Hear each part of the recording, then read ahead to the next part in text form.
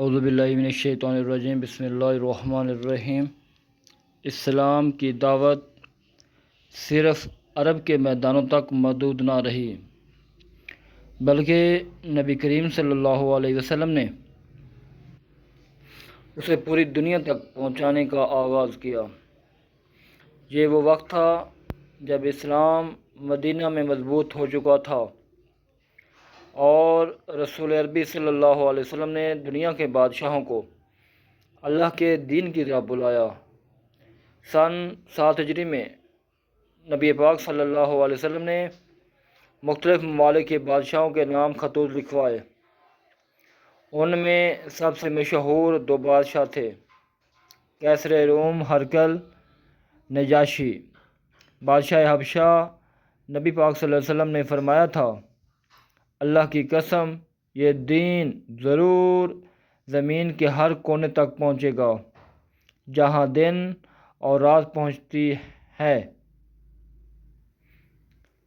ہرقل، کیسر روم کا واقعہ، نبی پاک صلی اللہ علیہ وسلم نے داہیہ قلبی کے ذریعے ہرقل کے دربار میں خط بھیجا۔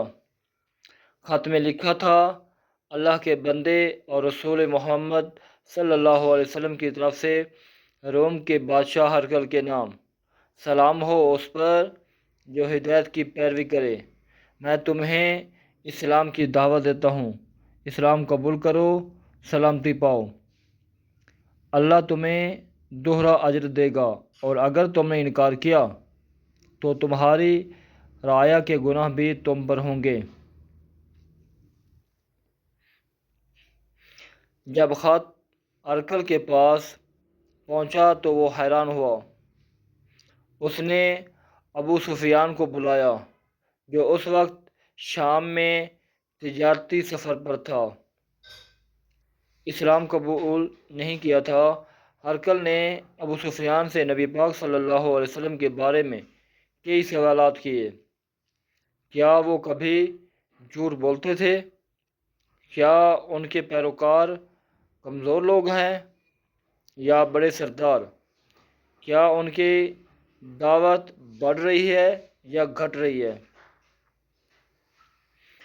ابو سفیان نے سچ بولتے ہوئے کہا، وہ کبھی جھوٹ نہیں بولے اور ان کے پیروکار دن بدن بڑھ رہے ہیں۔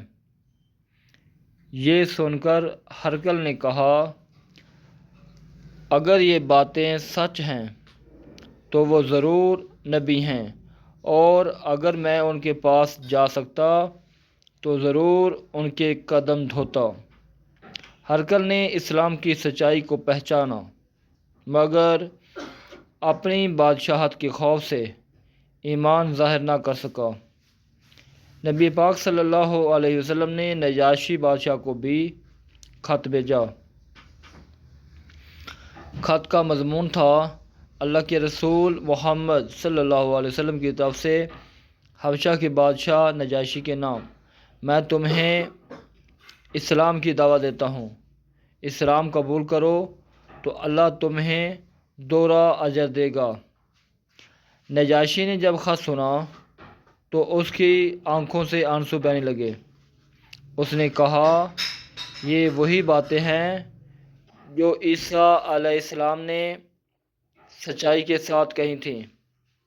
اس نے فوراً اسلام قبول کر لیا اور نبی پاک صلی اللہ علیہ وسلم کا پیغام قبول کر لیا۔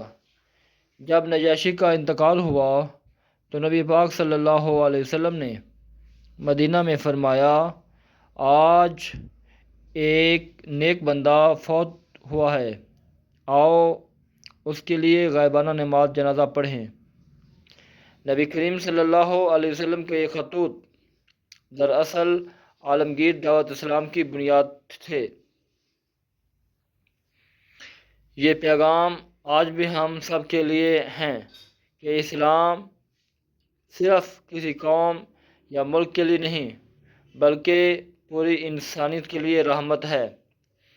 نبی پاک صلی اللہ علیہ وسلم کا پیغام آج بھی گونج رہا ہے، اسلام قبول کرو، سلامتی پاؤ۔